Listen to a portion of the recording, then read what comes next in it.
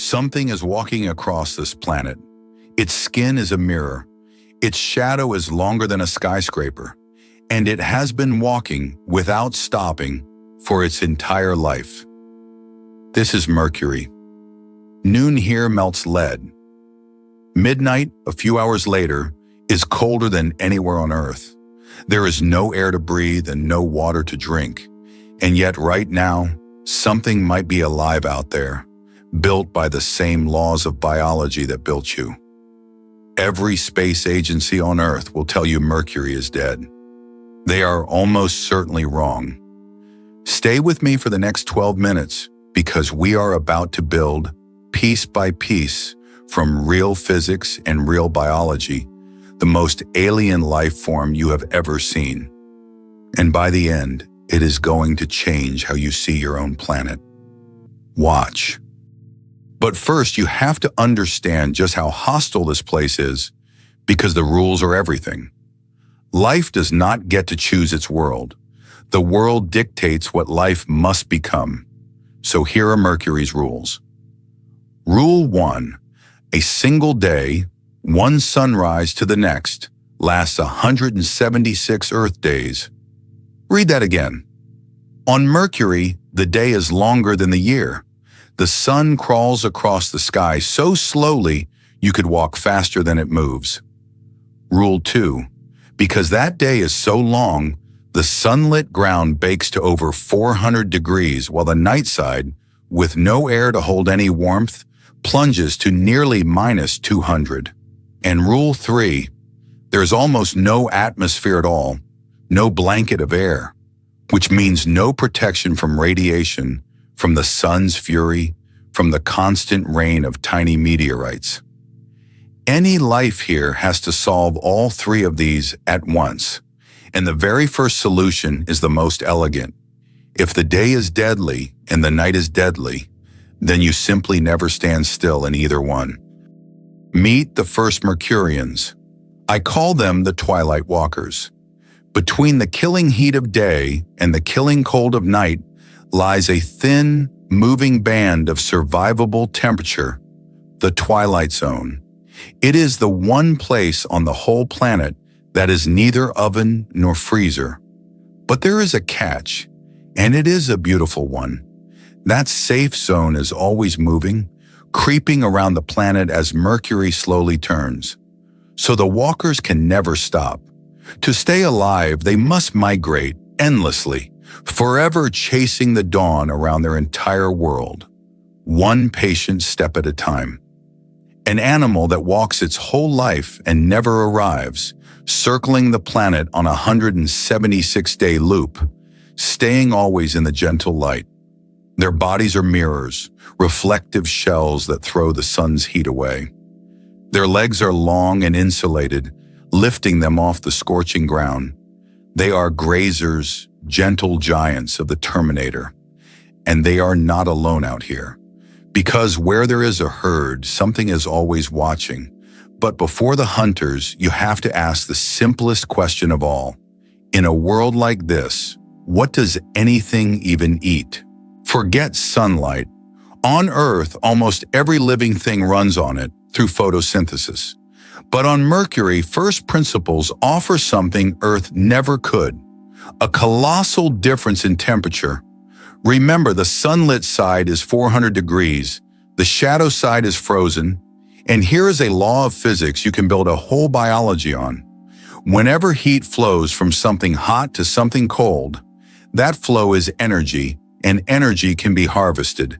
It is exactly how a power plant works.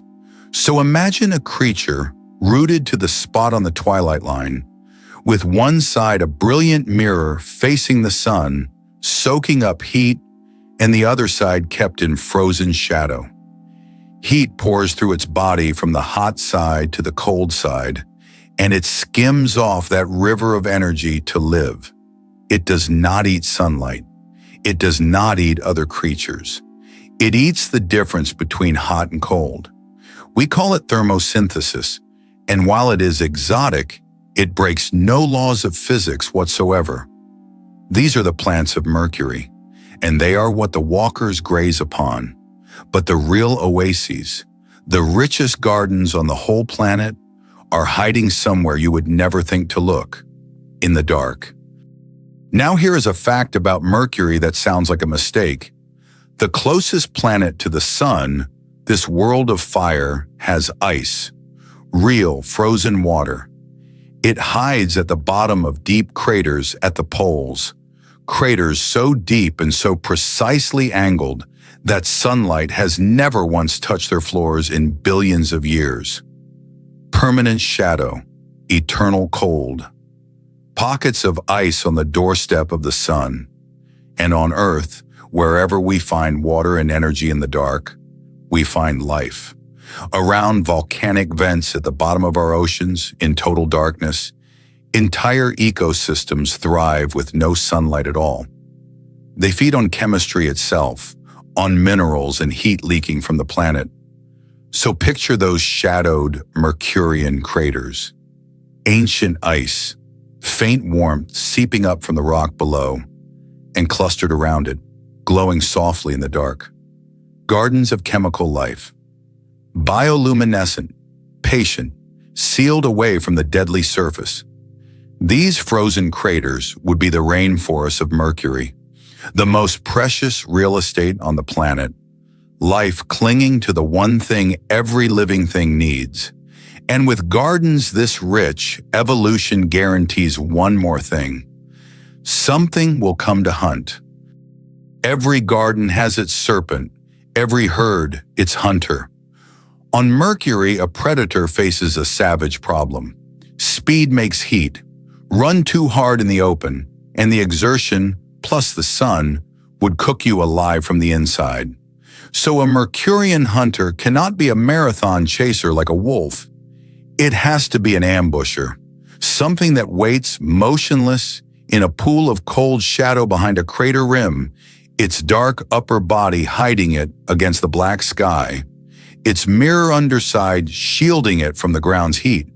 And when a walker drifts too close, it explodes outward in a single devastating sprint, a few brutal seconds of violence, and then straight back into shadow to shed the heat before its own body betrays it.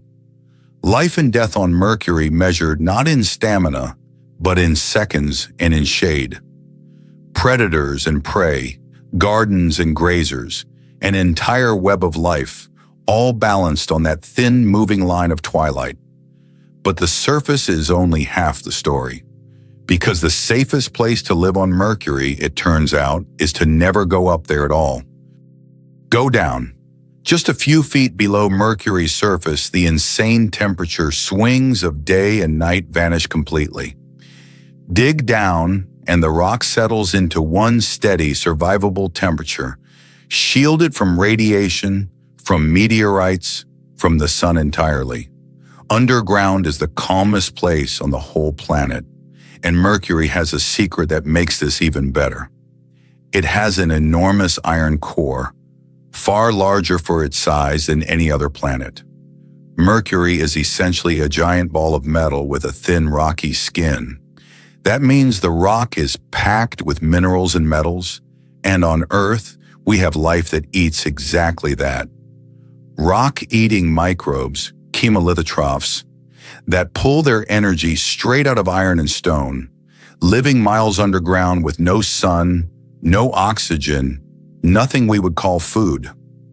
On Mercury, that same principle could fill the entire crust with life, a hidden, buried biosphere, feeding on a planet made of metal, completely indifferent to the hell on the surface far above. The living surface, the frozen gardens, the buried deep, three separate worlds of life, on a planet we wrote off as dead. Which forces the real question: how much of this is actually possible, and how much is just a beautiful story? So let me be completely honest with you, because that matters more than a good story. We have never found life on Mercury. This is not a documentary about creatures we have discovered. It is a thought experiment, built strictly from real physics and real biology. But here is why it is not just fantasy. Every single principle we used is already real, here on Earth. Life that eats chemistry in total darkness, confirmed at the bottom of our oceans. Life that survives being baked and frozen and irradiated. Meet the tardigrade, an animal that can endure the vacuum of space itself. Life that migrates thousands of miles to stay in survivable conditions. Half the animal kingdom does it. Life buried miles underground, eating rock. We have found it. Every tool Mercury's evolution would need, nature has already invented, right under our feet. We are not breaking the rules of life. We are just applying them to a harder world. Which means the honest answer to could life exist on Mercury is not no. It is, we genuinely cannot rule it out. And that quiet uncertainty changes everything. Because if life could grip a foothold even on Mercury, then step back and look at what that means. We have spent centuries searching for other Earths. Planets the right distance from their star, with liquid water, gentle temperatures, a nice thick atmosphere, worlds like ours. But that search carries a hidden, arrogant assumption that life must want what we want, that it needs comfort, needs mildness, needs an Earth.